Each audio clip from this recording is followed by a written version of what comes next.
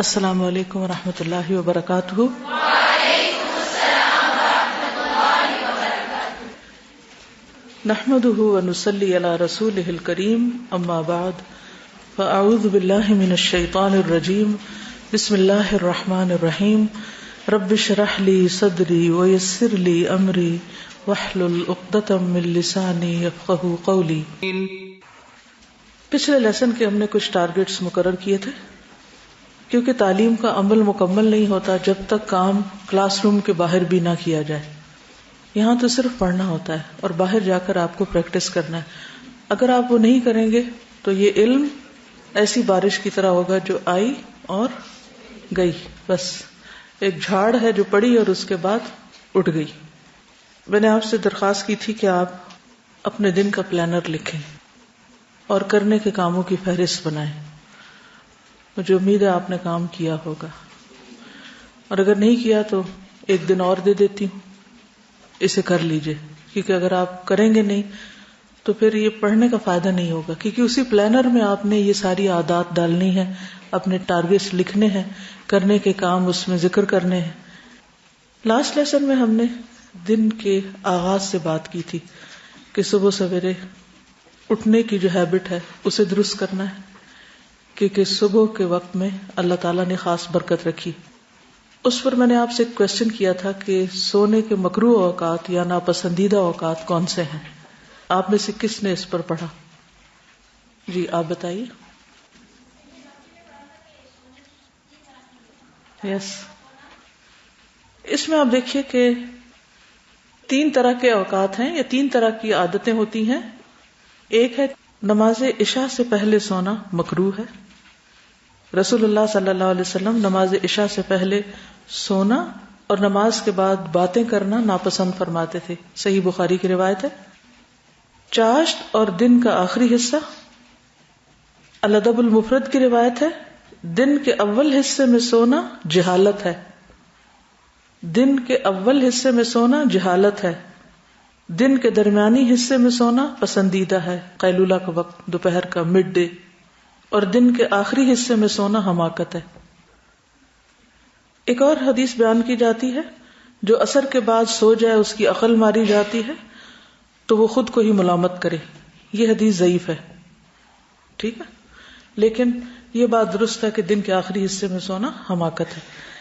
لیکن سفر، بیماری اور مخصوص حالات، اس میں اجازت ہے کہ مثلاً کوئی شخص بیمار ہے، بے ہوش ہے، اب وہ کہے کہ مجھے آپ چاشت کے وقت یا عصر کے بعد ہوش میں رکھیں، تو یہ ممکن نہیں۔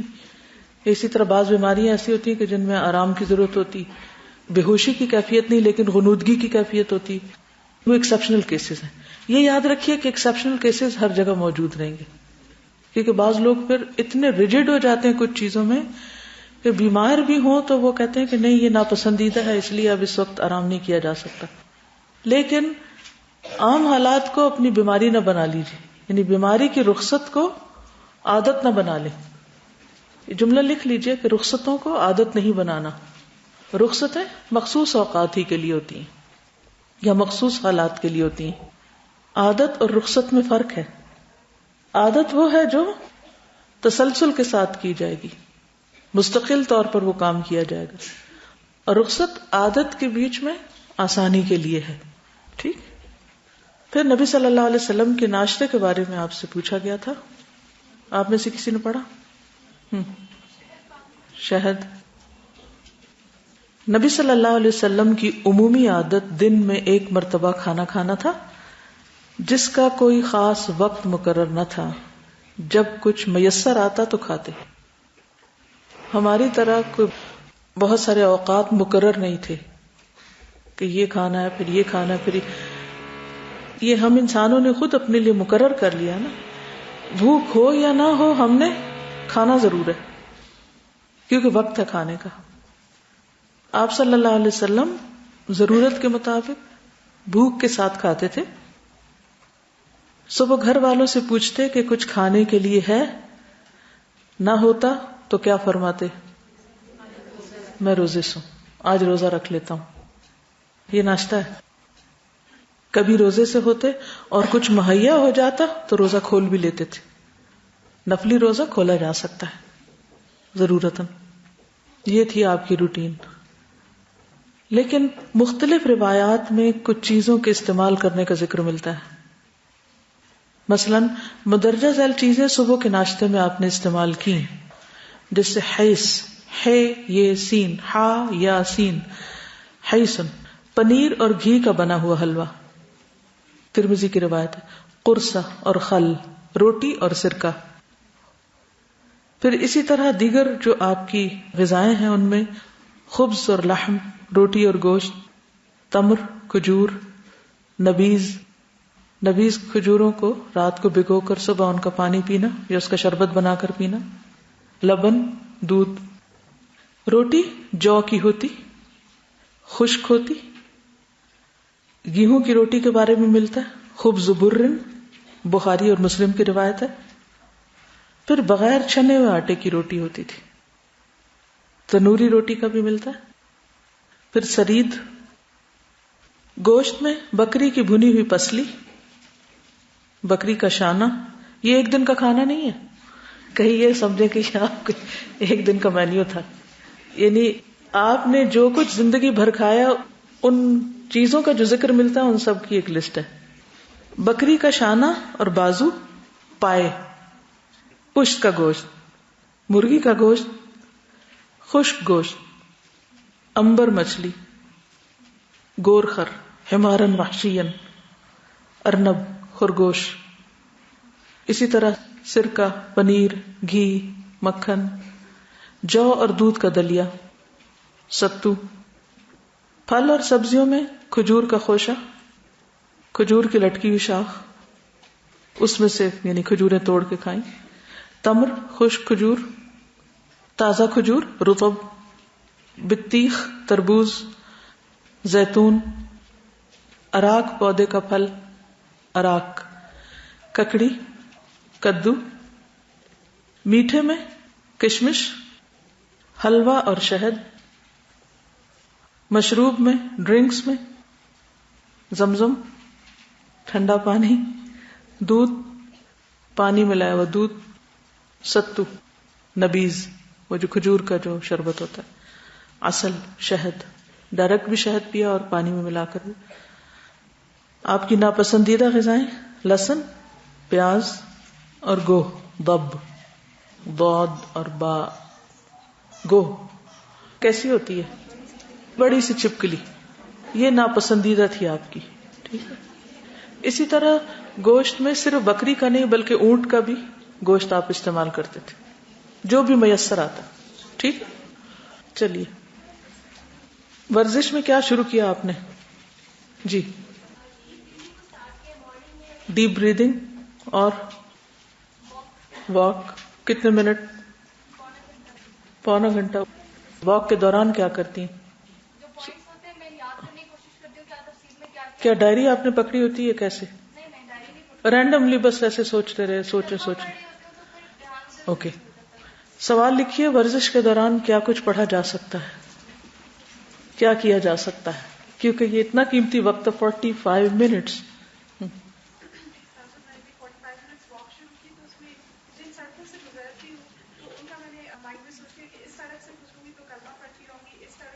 اوکے جی. انہوں نے اپنے اذکار مخصوص کیے ہوئے، مثال کے طور پر جیسے تسبیح ہے، استغفار ہے، درود شریف ہے، لا حول ولا قوت الا باللہ ہے، یا اسماء الحسنی ہے، کچھ بھی.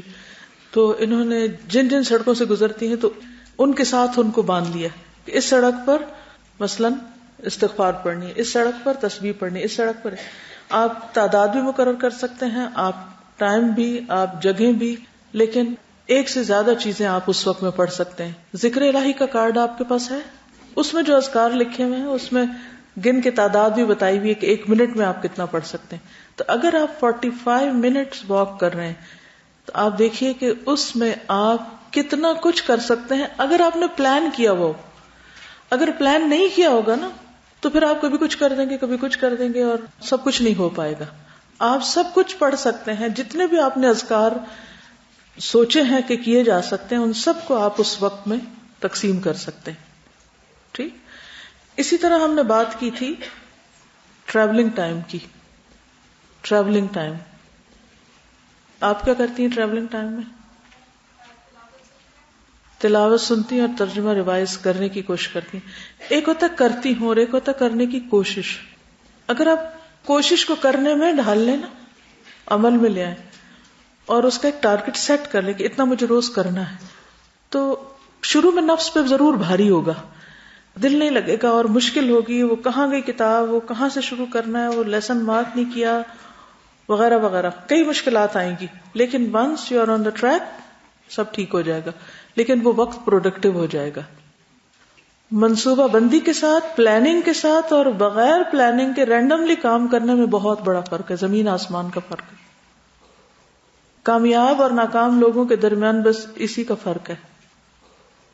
کر یہ بھی کچھ رہے ہوتے ہیں، ہر شخص ہر وقت میں کچھ نہ کچھ کر ہی رہا ہے کہ نہیں کر رہے. کئی لوگ بہت مصروف نظر آتے ہیں لیکن ان کی مصروفیت کا کوئی آؤٹ کم نہیں ہوتا. اس روز انہوں نے ذکر کیا تھا ایک سائنٹسٹ کا کہ جس نے 30,000 پیپر لکھنے شروع کیے تھے اور مرتے دم تک ایک بھی مکمل نہیں کیا. آپ جتنے مرضی جینیس ہوں لیکن آپ کے ہاتھ میں کچھ بھی نہیں ہوگا اینڈ آف دا ڈے جسے آپ کہیں کہ یہ میں نے کیا ہے، کیونکہ آپ نے کیا نہیں، آپ نے صرف سوچا ہے یا ادھر سے ادھر کر کے ادھورا چھوڑ دیا. تو اس لیے کسی بھی چیز کی کامیابی کا انحصار اس کے خاتمے پر ہوتا ہے. ہم سب کی زندگی کا اگر خاتمہ اچھا ہوگا نا لا الہ الا اللہ پر، تو تبھی کامیاب ہے. تو کسی بھی چیز کو شروع کر لینا یا اس کا شوق رکھنا یا اس کی خواہش رکھنا کافی نہیں ہوتا. اس کو کرنے کا منصوبہ بنانا اور پھر کر گزرنا یہ ضروری ہوتا ہے، اور پھر اس کے ساتھ اچھی نیت کا ہونا تو obviously بہت ہی ضروری ہے. تو کرنے والے بنیے. لکھیے ٹریولنگ ٹائم. ابھی تو میں آپ کو صرف کہہ رہی ہوں کہ سوچئے اور کریے، پھر آپ کو اسائنمنٹ کے طور پر ایک کاغذ دیا جائے گا جس کو آپ کو فل کر کے بتانا ہوگا ہمیں کہ آپ کیا کر رہے ہیں. آپ کی مارکنگ اس پر ہوگی کہ آپ نے جو پڑھا اس پر عمل کتنا کیا. ایک تو اللہ کے ہاں پوچھا جائے گا، وہ تو اللہ کا کام ہے، وہ میرا نہیں ہے. لیکن میرا کام کیا کہ آپ کو مدد دوں کہ آپ واقعی وہ کرنا سیکھ رہے ہیں یا جان رہے ہیں. پھر ناشتے کی بات تھی، تو ناشتے میں بات ہوئی تھی کہ میدا نہ کھائیں، تو سب لوگوں نے کہا کہ ہمیں تو بریڈ ہی ملتی ہے کھانے کو، اس لیے ہمارا کوئی قصور نہیں ہے. کسی نے یہ نہیں کہا کہ آلٹرنیٹ کے طور پر یہ کر لیں.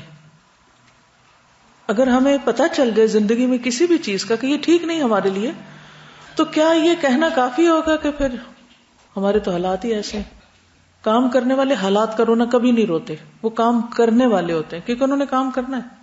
جو چیز فائدے کی اسے حاصل کرنا ہے، حالات کیسے بھی ہوں. وہ ٹاپ آف دا ہل ہے، تبھی چڑھنا ہے ہمیں. ہم نے چڑھنے کا طریقہ سیکھنا ہے کہ وہاں تک پہنچنا کیسے. اصل چیز ہے کہ پہلے ہمارے اندر یہ یقین پیدا ہو کہ ہمارے فائدے میں یہی چیز ہے، اس لیے کرنا ہی کرنا ہے. تو ہم سب کو اپنے ناشتے کی ہیبٹ بھی بدلنی ہے، بریڈ چھوڑنی ہے. بریڈ کا آلٹرنیٹ ہے، تلاش کیجیے آپ کیا افورڈ کر سکتے ہیں. جی آپ کیا فرماتی ہیں؟ جی جو کا دلیا ہے بریڈ کا آلٹرنیٹ. اس کے علاوہ اس جو کے دلیے کو اب اتنا زیادہ پیس دیا جاتا ہے، بھون کے اس کو تھوڑے سے کپ دودھ میں اگر ملا کے آپ پی لیں تو ٹائم بھی کم لگے گا اور جلدی بھی ہو جائے گی. بہت سارے آپشنز ہیں. آپ میں سے مجھے نہیں معلوم کسی نے ڈائٹیشن کا کورس کیا ہوا یا نہیں، یا کوئی رہ چکا ہے، یا فوڈ اینڈ نیوٹریشن کا کوئی سبجیکٹ پڑھا ہے یا نہیں، یا ہوم اکنامکس پڑھی ہے یا نہیں. میرے خیال ہے کہ اگر نہیں بھی پڑھی یا کوئی نہیں جانتا تو بھی ایک صحت مند زندگی گزارنے کے لیے اور ایک پروڈکٹیو زندگی گزارنے کے لیے اور کم سے کم وقت میں زیادہ بہتر کام کرنے کے لیے معلوم ہونا چاہیے. تو آپ آلٹرنیٹس لکھیے کہ بریڈ کے آلٹرنیٹس کیا کیا ہو سکتے ہیں جو کم وقت میں ہوں. یہ اب ہوم ورک کلاس میں سب اپنے اپنے گروپس میں دیکھیں. گروپ انچارج سب کے مشورے کو ایک شیٹ پر لکھ لے، وہ کلاس انچارج کو دے دے، وہ آگے کورسز کوآرڈینیٹر کو دے دے، وہاں سے پھر وہ کمپائل ہو کے سب کے مشورے وہاں لکھ دیے جائیں گے تاکہ آپ اس میں سے جو اپنی سہولت کے مطابق وہ لے لیں. کیونکہ اس میں یہ بھی ہوتا ہے کہ ہم کیا افورڈ کر سکتے ہیں، میرے پاس ٹائم کتنا ہے. اب اگر کسی کے پاس کھانے کا ٹائم نہیں تو دلیا پکانے کا بھی نہیں ہو سکتا اور روٹی پکانے کا نہیں ہو سکتا، یا اور اسی طرح کئی چیزیں. اب اگر میں آپ کو بتاؤں بادام کھایا کریں تو ہو سکتا ہے آپ کے ہم تو افورڈ ہی نہیں کر سکتے. ایک مثال ہے. تو اس لیے آپشنز لکھ دی جائیں گی اور پھر اس میں سے آپ اپنے لیے چوز کر لیں. لیکن چند دن آپ اگر آلٹرنیٹ کرنا جب شروع کریں گے تکلیف ضرور ہوگی.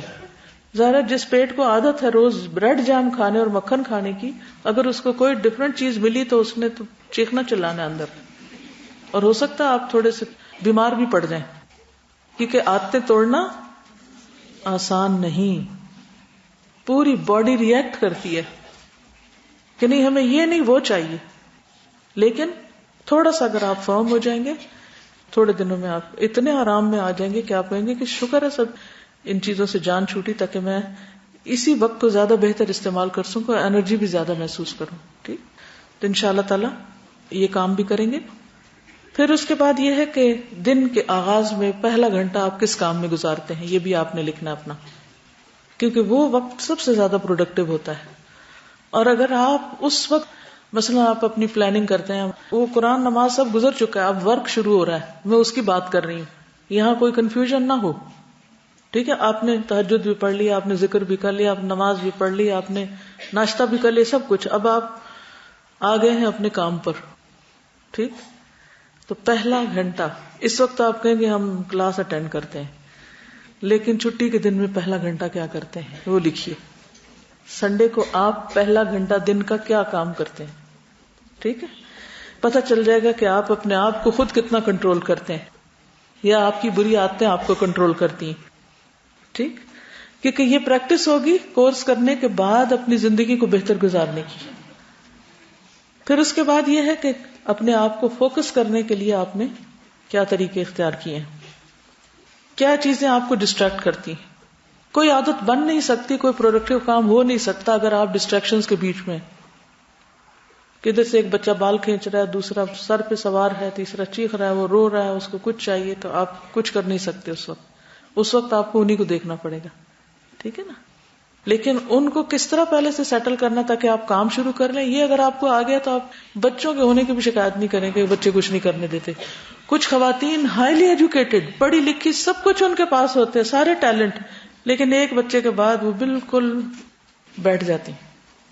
جس طرح وہ کشتی ہوتی ہے نا، کشتی دیکھیے تو کشتی میں جو غالب آتا ہے وہ دوسرے کو کیا کرتا ہے، پچھاڑ دیتا ہے، تو وہ من میں سے بچے کے آگے پچھڑ جاتی ہیں، وہ ان کو بالکل لٹا دیتا ہے، بیکار کر دیتا ہے ایک بچہ. تو اگر آپ نے یہ نہیں سیکھا نا کہ بچے کو کیسے مینج کرنا اور زندگی کے مقصد پہ کیسے فوکس کرنا ہے تو کام نہیں بنے گا. پھر اس کے بعد ہفتہ وار اپنا جائزہ اور اپنے سونے کے طریقوں پر غور و فکر.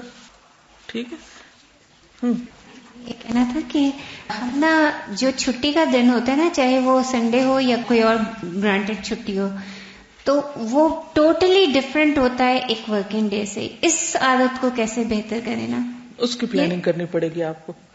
مثلاً چھٹی کا دن مجھے اس لحاظ سے بہت اچھا لگتا ہے کہ گاڑیاں نہیں چل رہی ہوتی، کوئی دھواں نہیں ہوتا، پولوشن نہیں ہوتی، تو واک کا بہت اچھا وقت ہوتا ہے، یعنی فریش ایئر ملتی ہے آپ کو. عام دنوں میں آپ کے پاس دھوپ میں بیٹھنے کا وقت نہیں، آپ دھوپ میں بیٹھنے کا وقت نکالیں، کیونکہ وٹامن ڈی کی کمی حجاب لینے والوں کو اکثر ہو جاتی. پھر اس کے بعد آپ کو کچھ ایسی چیزوں کے مطالعے کا وقت نہیں ملتا عام دنوں میں، کیونکہ روٹین میں آپ کو کام کرنا ہوتا ہے، تو آپ وہ کر سکتے ہیں. کیونکہ یہاں اس کتاب میں جسمانی اور روحانی صحت کی بات کی گئی، لیکن ہمیں تھوڑی سی اور صحتوں کی طرف بھی جانا ہوگا، تو اس میں انشاءاللہ آپ کو ایک میپ دے دیں گے کہ آپ ان ساری چیزوں کے اوپر تھوڑا تھوڑا ورک کر سکیں. تو میرا خیال ہے کہ اس کو ہم ایک الگ ٹاپک کے طور پر ڈیل کر سکتے ہیں، ہفتہ وار روٹین کو، ویکلی روٹین، کہ سارے ویک کا بھی جائزہ اور پھر چھٹی کے دن کو گزارنے کا طریقہ. ٹھیک، یس بالکل. تو پھر اسی وجہ سے سارا دن لاسٹ ہوتا ہے، آپ کچھ بھی نہیں مکمل کر پاتے کیونکہ آپ نے آغاز اچھا نہیں کیا. تو بہترین آغاز وہ ضروری ہے. دیکھیے ایک ماں جو ہوتی ہے نا، وہ گھر میں ایک رول ماڈل ہے، بچے اس کو دیکھ کے سبق سیکھتے ہیں کہ ماں کیا کر رہی ہے. جن لوگوں نے اپنی ماؤں کو سخت محنت کرتے دیکھا ہے، ان کے لیے محنت کرنا مشکل بھی نہیں اور ان کو لگتا ہے کہ یہی زندگی ہے، ایسے ہی رہتے ہیں. اور جو مائیں سو کا وقت گزارتی ہیں اور اپنے بچوں کے لیے سونے کا ایک نمونہ ہے بہترین، تو پھر ان کے بچے سونے والے ہی پیدا ہوتے ہیں، وہ کام نہیں کرنا جانتے. ٹھیک ہے نا. تو اس لیے اس اعتبار سے بھی آپ کو بہت ضروری ہے کہ آپ آئندہ نسلوں کی تربیت کے لیے سخت محنت کی عادت ڈالیں. کوئی بھی کام ہو نہیں سکتا جب تک کہ ہم محنت نہیں کریں گے. اور محنت کرنا کیوں ضروری ہے اس کو بھی آپ دیکھیے. یہ کتاب اصل میں اپنے بیٹے کو پڑھا رہی ہوں کبیرہ گناہوں کے بارے میں، کیونکہ اگر اس کو یہ پتا ہو کہ کیا کیا حرام کیا اللہ نے تو میری ذمہ داری اتر جائے گی کہ خود جواب دہ ہوگا. تو اس کو پتا تو ہونا چاہیے، بتانا میرا فرض ہے، آگے پھر عمل کرنا تو ہر ایک کی اپنی ذمہ داری ہے. اس حدیث نے مجھے ہلا کے رکھ دیا. مسلم کی روایت ہے، رسول اللہ صلی اللہ علیہ وسلم نے ایک روز اپنے خطبے میں ارشاد فرمایا، آگ میں جانے والے 5 قسم کے لوگ ہیں. آگ میں جانے والے 5 قسم کے لوگ ہیں. پہلے وہ جاہل جنہیں کوئی تمیز نہیں، یعنی حلال حرام کی، اور دوسروں کے پیچھے آنکھیں بند کر کے چلتے ہیں. جنہیں حلال حرام کا کچھ پتہ نہیں، دوسروں کے پیچھے آنکھیں بند کر کے چلتے ہیں. اور اہل و عیال اور مال و منال تک سے بے پرواہ ہیں، نہ دین کی ہوش نہ دنیا کی ہوش. یعنی اہل و عیال کے بارے میں بھی کوئی ذمہ داری نہیں لیتے، اور نہ ہی اپنے مالی معاملات کی، کسی چیز کی نہ رسپانسبلٹی قبول کرتے ہیں، نہ پڑھنے لکھنے سے کوئی دلچسپی، نہ حلال حرام جاننے کے بارے میں. تو گویا ایسا شخص کیا کرتا ہے، اپنی پوری زندگی کو برباد کر دیتا ہے. اسے پتہ ہی نہیں کیا کرنا اور کیا نہیں کرنا. دوسرا وہ خائن شخص، خیانت کرنے والا، جسے معمولی سی چیز کی ضرورت محسوس ہوتی ہے تو خیانت کرنے لگتا ہے. یعنی کسی کی کوئی چیز اس کے پاس ہے اور اس کے پاس امانت کے طور پہ رکھی ہوئی ہے، استعمال کے لیے نہیں دی گئی اس کو، تو وہ کیا کرتا ہے، اپنی چیز ایک طرف رکھ کے وہ استعمال شروع کر دیتا ہے. دوسرے لفظوں میں یوں کہیے، معمولی چیزوں میں خیانت. تیسرا وہ شخص جو تیرے اہل اور مال میں تجھے دھوکہ دینے والا ہے، تیرے اہل اور مال میں دھوکہ دینے والا ہے، بٹرے کرنے والا ہے. پھر آپ نے بخیل یا جھوٹے آدمی کا ذکر فرمایا، یعنی چوتھا. پانچواں وہ جو فحش گو اور گالیاں بکنے والا ہو، فحش گو گالیاں بکنے والا. باقی باتیں تو عام طور پہ پڑھتے ہی رہتے ہیں، لیکن یہ جو پہلی بات ہے اس میں کہ حلال حرام کی تمیز نہ ہونا، بے سوچی سمجھی زندگی بسر کرنا، اور اپنی ذمہ داریاں ادا نہ کرنا. تو اگر ہم محنت نہیں کرتے تو کیا ہمیں حلال حرام کا پتہ چل جائے گا؟ کیا ہم صرف لوگوں سے ہی پوچھتے رہیں گے کیا جائز ہے کیا نہیں؟ اسی طرح اگر ہم کسی بھی چیز کی رسپانسبلٹی نہیں لیتے، سب سے پہلے تو خود ہمیں اپنے آپ کی رسپانسبلٹی لینی ہے نا. یہ وقت جو آپ میں سے میجورٹی کا وقت ہے، یعنی شادی سے پہلے کا وقت، یہ کیا ہے؟ آپ کو اپنی ذمہ داری لینے کا. یہ ذمہ داری کب سے شروع ہوتی ہے انسان کی؟ بلوغت سے. کب ختم ہوتی ہے؟ موت کے ساتھ. آپ مکلف ہیں، سوال کیا جائے گا، وہی سوال جو آپ کو بتائے گئے تھے پہلے.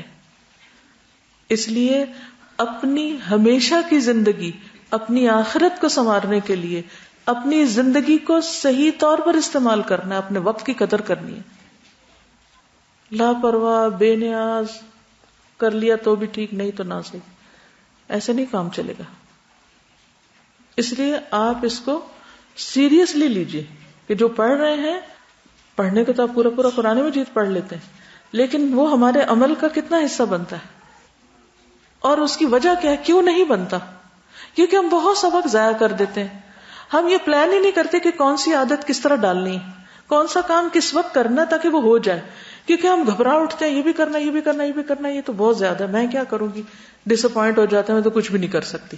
نہیں، ہم اچھی طرح کر سکتے ہیں، لیکن ہمیں کرنے کی عادت ڈالنی ہے. کیا کرنا؟ کرنے کی عادت ڈالنی. اور اس کے لیے نفس کے خلاف کیا کرنا پڑے گا؟ مجاہدہ کرنا پڑے گا. جب آپ مجاہدہ کریں گے تو اللہ تعالیٰ راستے بھی دکھا دے گا. تو پہلا کام کیا ہے؟ محاسبہ. اور دوسرا کیا ہے؟ مجاہدہ. تو انشاءاللہ جب آپ کرتے جائیں گے تو یہ عادتیں پڑتی جائیں گی، پھر نہیں مشکل رہے گی، اور پھر آپ کے لیے اتنی آسانیاں ہو جائیں گی. اور آپ کو پتہ ہے جو انسان بڑا ہوتا جاتا ہے نا، اس کے لیے بہت سی عادتیں اختیار کرنا مشکل ترین ہوتا جاتا ہے. تو جتنا ارلی سٹارٹ لیں گے اتنا ہی اچھا ہے. کیونکہ بہت سے لوگ کیا کہتے ہیں، ابھی تم جوان ہیں، ابھی تم چھوٹے ہیں، ابھی اتنی سیریسنس کی کیا ضرورت ہے. تو جب جوانی گزر جاتی ہے اور آپ اس وقت سیریس ہونا شروع ہوتے ہیں تو پھر تو آپ ہو بھی نہیں پاتے، کیونکہ عادتیں پختہ ہو چکی ہوتی. ایک درخت اگر ٹیڑھا ہو چکا ہے اور ٹیڑھا ہو کے مضبوط ہو چکا تو اس کا آپ کتنا سیدھا کریں گے تو اکھڑ جائے گا، مشکل ہوتا ہے. تو اس وقت کو غنیمت جانیے. تو بات یہ ہو رہی تھی کہ ہمیں اپنی صحت کا خیال رکھنا ہے. ٹھیک ہے. انسان کی تمنائیں بہت ساری ہیں، بے شمار ہیں، جس میں مال، دنیا کی اور رونقیں، زینتیں، کہتے ہیں نا ہزاروں خواہشیں ایسی کہ ہر خواہش پہ دم نکلے. لیکن انسان کی ساری خواہشیں اسی وقت اس کے لیے دل پسند ہو سکتی ہیں اگر وہ صحت مند ہو. کیونکہ اگر صحت نہ ہو تو مال و دولت اور اولاد اور باقی رونقیں، زینتیں، طرح طرح کے کھانے، طرح طرح کی چیزیں، کسی بھی چیز میں آپ کا دل نہیں لگے گا اور آپ اس کو انجوائے بھی نہیں کر سکتے. پھر ہم نے تو خواہشات پہ نہیں جینا، ہم نے تو کام کر کے جینا ہے، کیونکہ اللہ نے زندگی کے امتحان کے طور پہ دی ہمیں، کچھ کرنے کے لیے دی ہے، اپنی عبادت کے لیے دی ہے، تو وہ عبادت کر کے جانا ہے ہم نے یہاں سے تاکہ آگے کامیاب ہو سکیں. تو اس صورت میں تو پھر اور بھی زیادہ ضروری ہے کہ ہم صحت مند ہو تاکہ کچھ کر سکیں. ٹھیک ہے. اور بہت سے لوگ ان دو چیزوں کے بارے میں، صحت اور فراغت کے بارے میں بہت غافل ہیں اور توجہ نہیں دیتے اور ان کے بارے میں دھوکے میں ہیں. تو اس لیے ہمیں اس دھوکے سے باہر نکلنا ہے. اب صحت کیا چیز ہے؟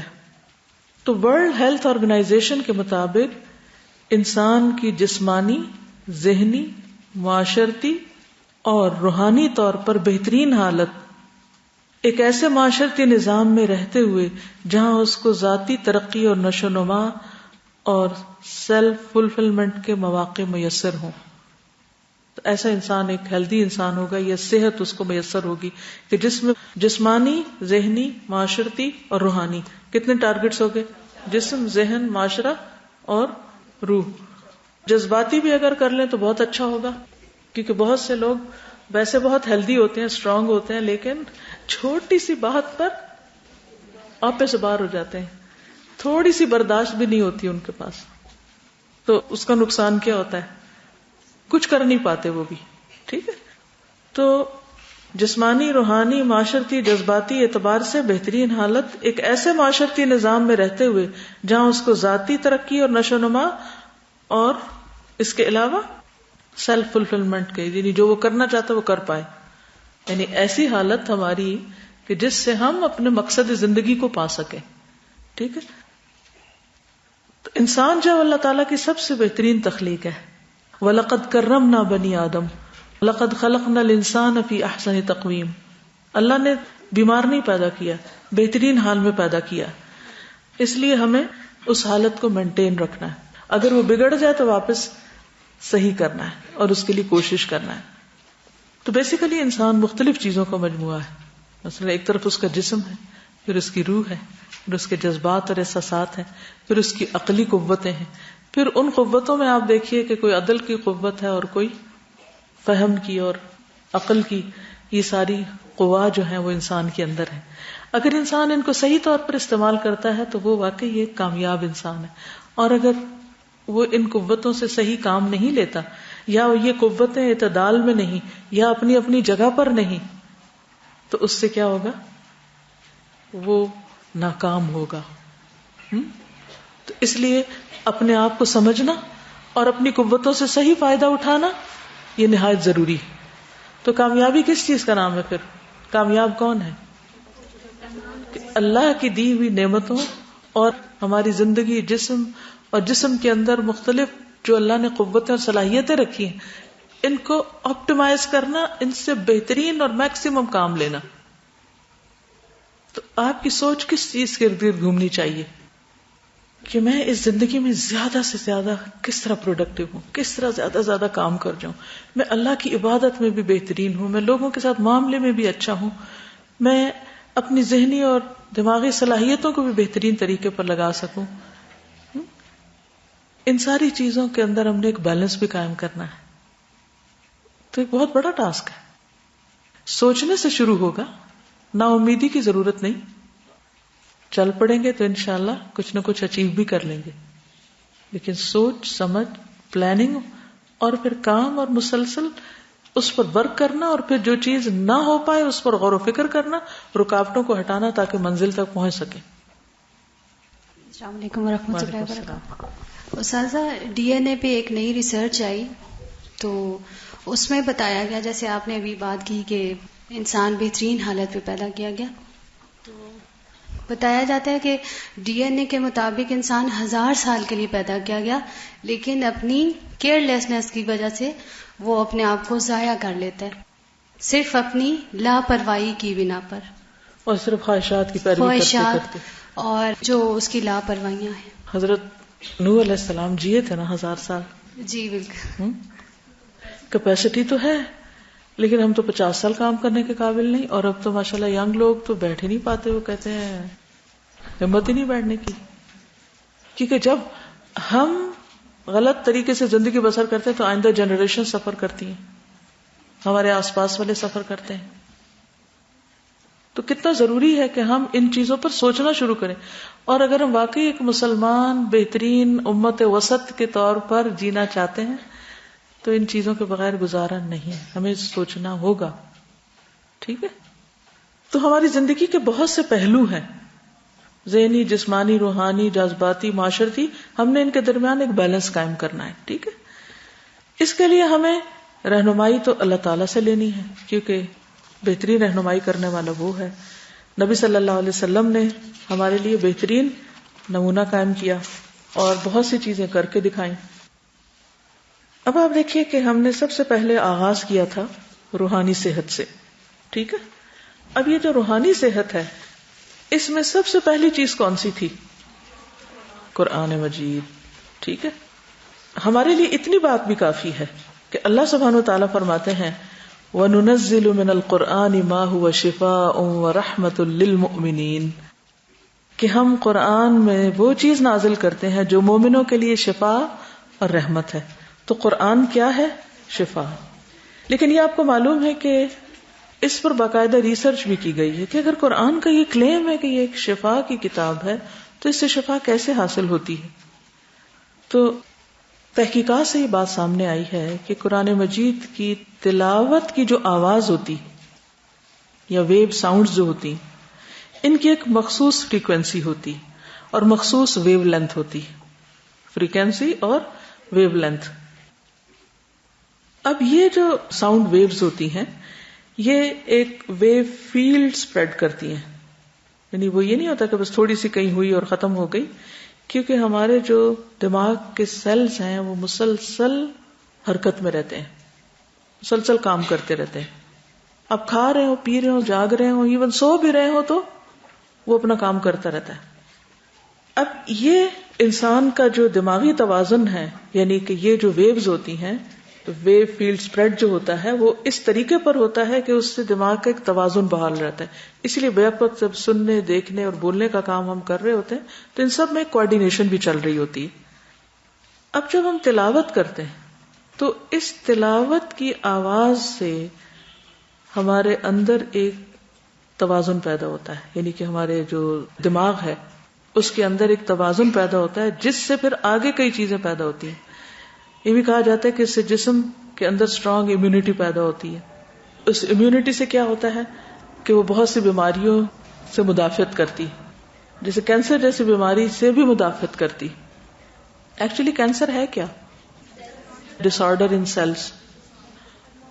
تو قرآن مجید کی جو تلاوت ہے یہ سیلز کا جو ڈس آرڈر ہے اس کو ٹھیک کرتا ہے، اس کو آرڈر میں لاتا ہے، ری پروگرامنگ آف سیلز کرتا ہے. جیسے کمپیوٹر میں وائرسز آ جاتے ہیں تو آپ کیا کرتے ہیں؟ اس کو ری فارمیٹ کرتے ہیں. جب ری فارمیٹ کرتے ہیں تو پھر دوبارہ سے اس کا فنکشن صحیح ہو جاتا ہے.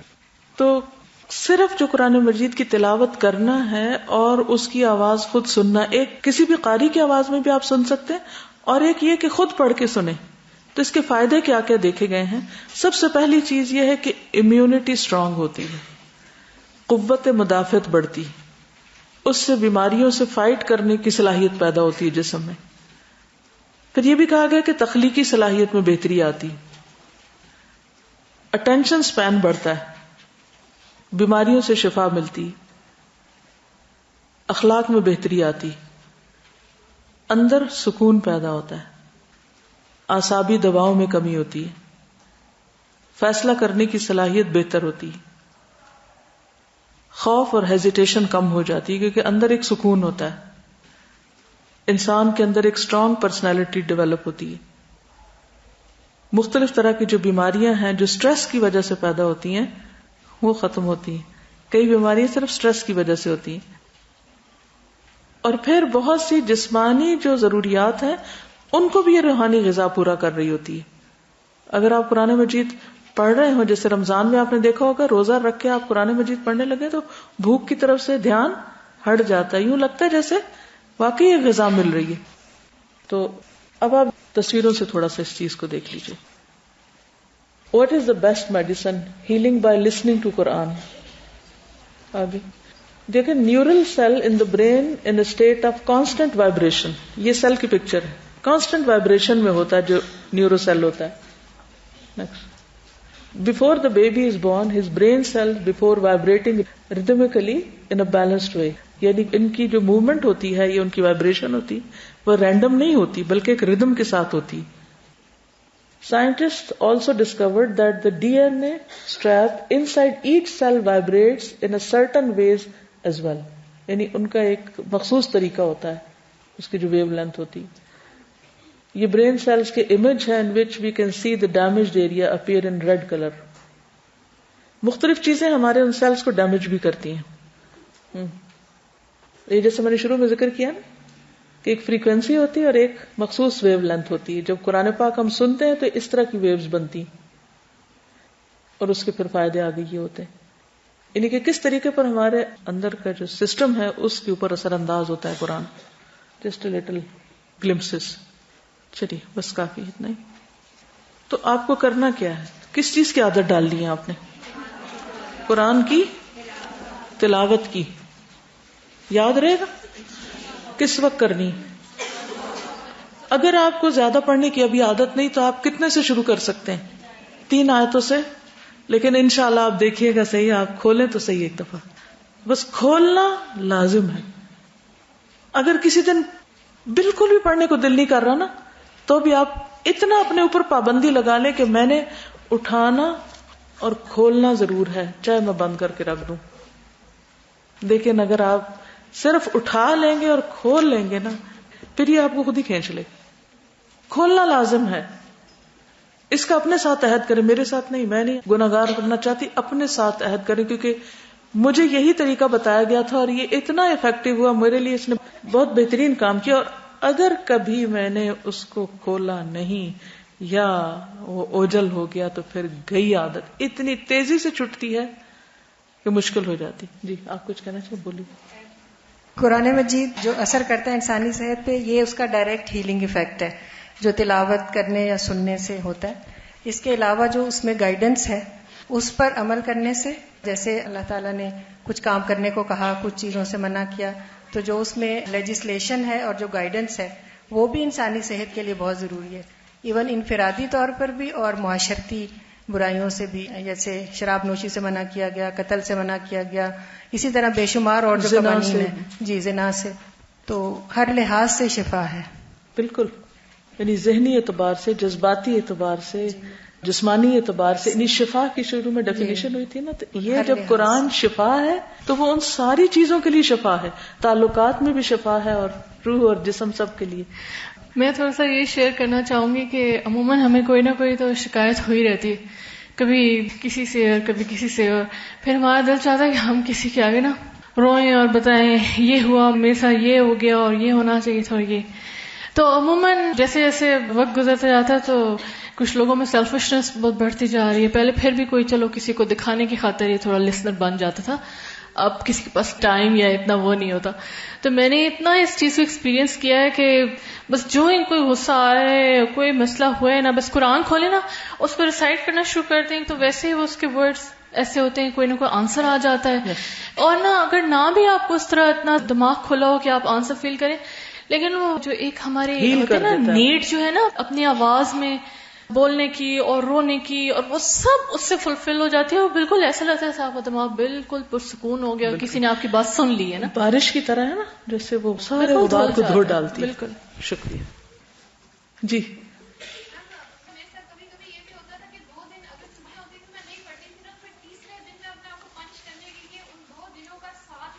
بالکل بالکل. تو آپ سب کو یہ کرنا ہوگا، قرآن مجید صبح کے وقت پڑھنے کی عادت ڈالیے کہ چاہے تھوڑا ہو یا زیادہ، اگر صبح کسی مجبوری کی وجہ سے نہیں پڑھ سکے تو دن کے کسی حصے میں پوری کر لیں، جو معمول کا طریقہ ہے آپ کا. ٹھیک ہے. پھر اس کے بعد یہ ہے کہ ذکر اور صحت. ٹھیک. ذکر، کون سے ذکر؟ صبح اٹھتے ہی سونے جاگنے کے اذکار آپ کو معلوم ہونے چاہیے کہ رات کو کیا پڑھ کے سونا ہے، صبح کیا پڑھتے ہوئے اٹھنا ہے، رات کو آنکھ کھل جائے تو کیا پڑھنا ہے. یہ سارے آپ کو آنے چاہیے. انشاءاللہ آپ کو کلاس میں بھی ساتھ ساتھ پڑھا دیں گے، لیکن خود بھی اس کو یاد کرنے اور معمول بنانے کی کوشش کیجیے. پھر اسی طرح باقی بھی چھوٹے چھوٹے کاموں پر دعائیں ہیں، آئینہ دیکھنے کی، گھر سے نکلنے، گھر میں داخل ہونے، سوار ہونے. یہ سارا دن اگر دیکھا جائے تو اللہ کے ذکر میں گزرتا ہے، اور یہ انسان کے لیے سیٹسفیکشن کا باعث ہے. انسان سوچتا ہے جب میں نے اللہ سے مانگ لیا نا اب میں محفوظ ہو گیا. اور یہ جو کانسیپٹ ہے کہ میں اللہ کی حفاظت میں ہوں، یہ انسان کو بہت ریلیکس کر دیتا ہے، بہت سے سٹریس سے نجات دیتا ہے. ورنہ آپ گھر سے نکلتے ہیں اور آپ کو ڈر ہوتا ہے پتہ نہیں کیا ہو جائے گا. کچھ وہ لوگ بھی ہیں جو کالی بلی دیکھ کے رستہ بدل لیتے ہیں یا اپنا کام چھوڑ دیتے ہیں یا سٹریس میں آ جاتے ہیں. اگر انہیں نکلنا ہی ہے تو وہ پریشان حال دن گزاریں گے. لیکن اس کے برعکس جب آپ دعا کر کے اللہ سے آگے بڑھتے ہیں تو آپ کے لیے آسانی ہو جاتی. اور اس پر بھی آپ دیکھیے کہ اللہ کی یاد سے دلوں کو اطمینان نصیب ہوتا ہے، اور یہ آپ کے لیے صحت کا باعث بنتے ہیں. پھر تیسری چیز ہے نماز اور صحت. نماز اور صحت. نماز میں صحت کے کون سے نقطے پوشیدہ ہیں، ان پر آپ غور و فکر کیجئے اور کل لکھ لائیے. ٹھیک ہے کہ کیا کیا چیزیں نماز کی صحت کا باعث ہے. وضو سے لے کر سارے ایکشنز اور جو اس میں پڑھا جاتا ہے، اس میں جسمانی صحت بھی ہے، اس میں روحانی صحت بھی ہے، اس میں باقی بھی بہت ساری چیزیں ہیں. ٹھیک ہے. اب میں تھوڑا سا یہاں سے کنٹینیو کروں گی. 5 وقت کی نماز عبادت اور بے شمار دوسرے فوائد کے علاوہ بہترین ورزش بھی ہے. یہ انسان کے تمام روحانی اور جسمانی دکھوں کا مداوع کرتی ہے. بے حیائی اور ناشائستہ کاموں سے روکتے ہوئے اللہ سبحانہ و تعالیٰ کے قرب کا بھی ذریعہ بنتی ہے. قرآن مجید میں اللہ تعالیٰ فرماتے ہیں وَاسْتَعِینُوا بِالصَّبْرِ وَالصَّلَاةِ، اللہ سے صبر اور نماز کے ساتھ مدد مانگو. یعنی ہر طرح کی مشکلات سے نکلنے کا راستہ ہے. نماز پڑھنا انسان کے اندر چستی پیدا کرتا ہے، آپ کو ایکٹیو بنا دیتا ہے. جو شخص فجر کی نماز پڑھتا ہے اس کے بارے میں رسول اللہ صلی اللہ علیہ وسلم نے فرمایا فَيُصْبِحُ نَشِيطًا طَيِّبَ النَّفْسِ قَدْ أَصَابَ خَيْرًا وَإِن لَّمْ يَفْعَلْ أَصْبَحَ كَسْلَانَ خَبِيثَ النَّفْسِ لَمْ يُصِبْ خَيْرًا. اس کی صبح اس حال میں ہوتی ہے کہ وہ چاق و چوبند اور خوش باش ہوتا ہے، اسے بھلائی مل گئی ہوتی ہے. اگر انسان یہ کام نہ کرے تو صبح کو سست اور بوجھل طبیعت کا ہوتا ہے، اسے بھلائی نہیں ملی ہوتی. تو یہ سب سے بڑا فائدہ ہے کہ آپ کو ایکٹیو رکھتی ہے. پھر اسی طرح نماز بوجھل انسان کو ہلکا کر دیتی ہے. رسول اللہ صلی اللہ علیہ وسلم نے فرمایا جب بندہ نماز پڑھنے کے لیے کھڑا ہوتا ہے تو اس کے سارے گناہ لائے جاتے ہیں، اس کے سر اور دونوں کندھوں پہ رکھ دیے جاتے ہیں. بندہ جب رکوع کرتا ہے یا سجدہ کرتا ہے تو سارے گناہ گر جاتے ہیں. تو لٹرلی وہ آپ کو ہلکا کر دیتی، گناہ گرا دیتی ہے. آپ صلی اللہ علیہ وسلم نے فرمایا جو شخص بھی نماز کے ارادے سے وضو کے لیے کھڑا ہوتا ہے پھر اپنے ہاتھ دھوتا ہے تو اس کی ہتھیلیوں پر پانی کا پہلا قطرہ ٹپکتے ہی اس کے گناہ معاف ہونے لگتے ہیں. جب وہ کلی کرتا ہے، ناک میں پانی ڈالتا ہے، ناک صاف کرتا ہے تو اس کی زبان اور ہونٹوں کے گناہ پانی کے پہلے قطرے سے ہی زائل ہو جاتے ہیں. جب وہ چہرہ دھوتا ہے تو پانی کے پہلے قطرے سے اس کی آنکھوں اور کانوں کے گناہ زائل ہو جاتے ہیں. جب وہ کوہنیوں تک ہاتھوں اور ٹخنوں تک پاؤں کو دھوتا ہے تو اس کے گزشتہ سارے گناہ معاف ہو جاتے ہیں اور ہر گناہ سے اس طرح محفوظ ہو جاتا ہے جیسے وہ اپنی پیدائش کے وقت تھا. اور جب وہ نماز کے لیے کھڑا ہوتا ہے تو اس کے درجات کی بلندی کا سبب بنتی ہے. اگر وہ بیٹھتا ہے تو بخشایا ہوا بیٹھتا ہے، یعنی جب نماز پڑھ کے آ کے بیٹھتا ہے تو اس طرح ہوتا ہے جیسے ہر چیز سے پاک صاف ہو کے آ کے بیٹھ گیا.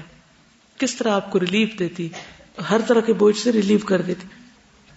وہ حدیث یاد ہے آپ کو جس میں نبی صلی اللہ علیہ وسلم نے فرمایا کہ اگر کسی شخص کے دروازے پر نہر ہو اور وہ دن میں 5 بار اس میں نہائے تو تمہارا کیا خیال ہے کہ اس کے جسم پر کوئی میل رہے گی باقی؟ صحابہ نے عرض کیا کچھ بھی باقی نہیں رہے گا. آپ نے فرمایا یہی حال 5 وقت کی نمازوں کا ہے کہ اللہ تعالیٰ ان کے ذریعے سے گناہوں کو مٹا دیتا ہے. گناہ انسان کے رزق میں رکاوٹ بنتے ہیں, گناہ انسان کے لیے بیماری کا ذریعہ بنتے ہیں, گناہ انسان کے بہت سے کاموں میں مشکلات پیدا کرتے ہیں, رزق سے محرومی ہوتی. تو اس لیے نماز کے یہ سارے دنیاوی فائدے بھی ہیں اور پلس جو روحانی فائدے تو ہیں. پھر نبی صلی اللہ علیہ وسلم نے اس کو آنکھوں کی ٹھنڈک قرار دیا. نہ صرف یہ کہ بوجھ دور کرتی بلکہ کولنس بھی ہے, باعث سکون ہے. جب اذان کا وقت ہوتا, نماز کا وقت ہوتا تو اللہ کے رسول صلی اللہ علیہ وسلم فرماتے یا بلال اقم الصلاۃ ارحنا بها, اے بلال ہمیں نماز سے راحت پہنچاؤ, یعنی اٹھو اذان دو. یعنی اس راحت کا سلسلہ اذان سے ہی شروع ہو جاتا ہے. پھر اسی طرح ذکر اور صحت, انسان جب صبح کرتا ہے تو اس کے ہر جوڑ پر صدقہ لازم ہوتا ہے. ہر مرتبہ سبحان اللہ کہنا صدقہ ہے, الحمدللہ کہنا صدقہ ہے, لا الہ الا اللہ کہنا صدقہ ہے. تو گویا آپ کے جوڑوں کی, آپ کے جسم کی حفاظت ہوتی ہے, صحت ہوتی ہے. کس کے ساتھ؟ ذکر کے ساتھ. آپ صلی اللہ علیہ وسلم نے فرمایا جو شخص مال خرچ کرنے سے بخل کرے, دشمن کے ساتھ لڑنے سے ڈر جائے, رات میں تکلیف اور مشقت اٹھانے سے گھبرائے, تو وہ کثرت سے یہ کلمات کہے سبحان اللہ والحمد للہ ولا الہ الا اللہ واللہ اکبر. یہ ذکر یاد رہے گا. اللہ اکبر. اٹھیے نماز کے لیے, راحت حاصل کیجئے. سبحانک اللہم وبحمدک اشہد ان لا الہ الا انت استغفرک واتوب الیک. السلام علیکم ورحمۃ اللہ وبرکاتہ.